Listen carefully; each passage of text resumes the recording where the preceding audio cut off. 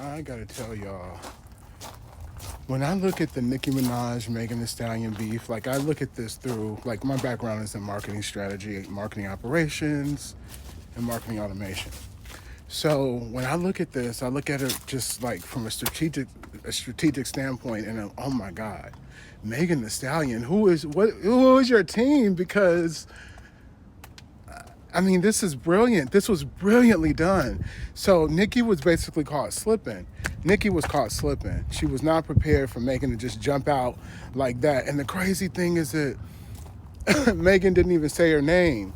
So for Nicki to go on a rant for like 48 hours and do all that she did to show her darkness, to show that demonic side of herself, I mean, that had to be more than what this marketing team was looking for. I'm sure they thought that she would respond in a diss and they would use the controversy to just stir everything up.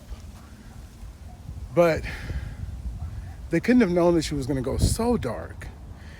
And then Megan Thee Stallion announces this morning that she's going on a Hot Girl Summer Tour. This is brilliant. This is brilliant. And she talks about her mother and honoring her mother and how she's going to honor her mother. And then she tells everybody that she has this partnership, this she's endorsing Planet Fitness and telling all the hotties to get ready for the summer, get in the gym. It's an uplifting message. These women are going to look better than ever on this. These women are going to look amazing. They're going to work for it. And when they're all there together with Rock Nation producing all of this, it's going to be like Beyonce, like Renaissance. Oh my God, this was so brilliant. Like, do y'all even understand the jujitsu, the chess? This was brilliant, Megan. This was brilliant. You got more. There's no reason to respond in another diss. Megan is not going to respond. If everybody's thinking, I've seen a lot of commenters out there thinking, Megan's going to respond. Megan is not going to respond. I'm telling y'all now.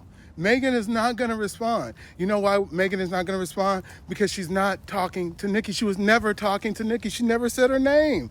She's talking to the ladies out there. She's talking to the women out there.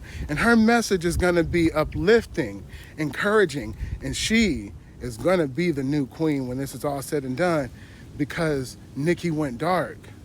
Now, I think Nicki could come back from this, but Nicki has to find the light because Nicki's so talented.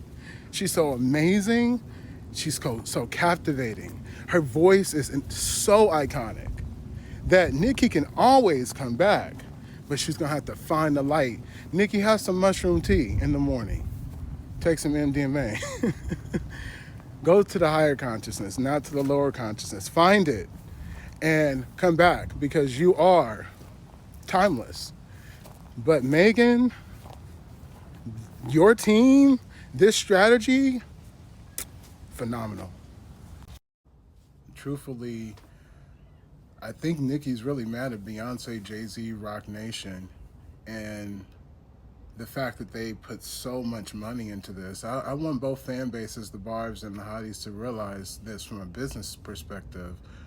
This is an orchestrated, strategic takedown of the Queen of Rap. It really is in every way, or it at least, if it is not that, I think it is ultimately that.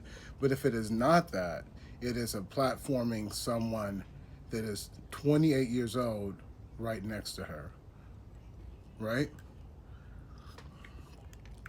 So it's a takedown. This is a big takedown. The reason why is because Megan never said her name, like I said in the last video. Megan is taking the high road. She's encouraging her fans. She's uplifting her fans. So it's like light versus dark. Nicki took the dark road. Like, she completely took the dark path. And the reason why is because Nicki is hurt. This hurts. Nicki has been living with the fear of this happening to her since she did it to Lil' Kim. See, she knows the formula because she was the instrument used to take down Lil' Kim. If you look at what Lil' Kim said on The Breakfast Club or in all those interviews that she's done over the years, she says, we were supposed to work together.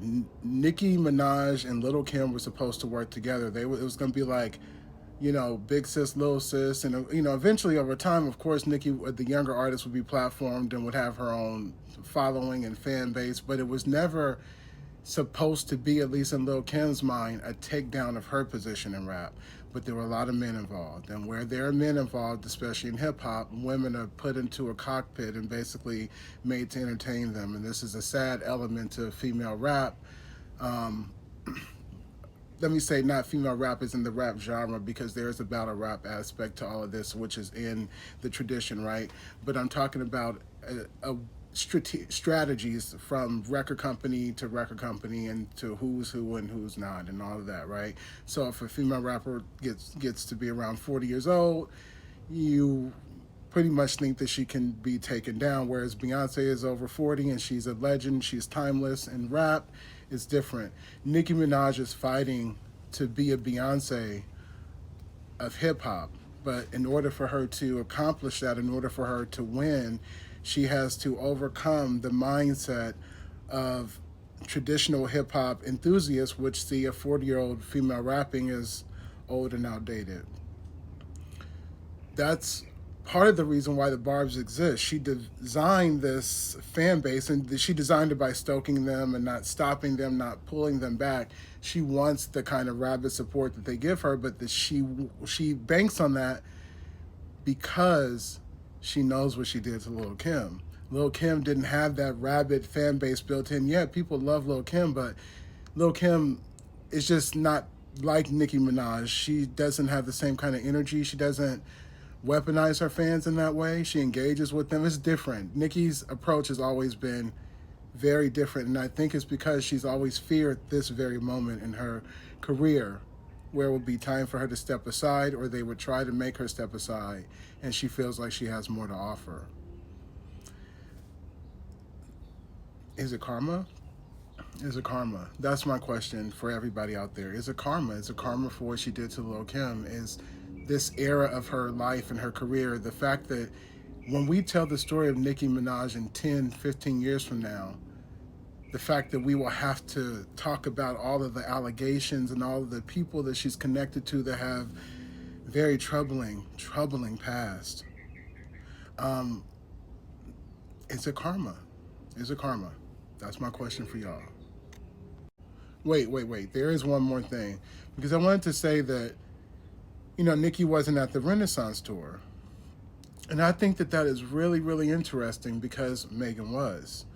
And you got to imagine how painful it must be for Nicki Minaj to be watching Beyonce, who's with Roc Nation, Rihanna with Roc Nation, or affiliated to Roc Nation, both of them,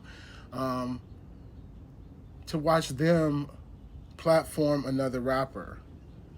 And especially in this case, budget, get a hell of a creative team and a design team together in a big effort to release this kind of song, this kind of drop, and still this kind of reaction, and now follow it up with an amazing tour. That tour is going to go down in history, I have a feeling, just the way it's going to, all of this that they're building up to, and the workout aspect, I already said that in the last video, it's amazing. But Nicki is really hurt because Beyonce and Jay-Z are essentially going after her. It's not just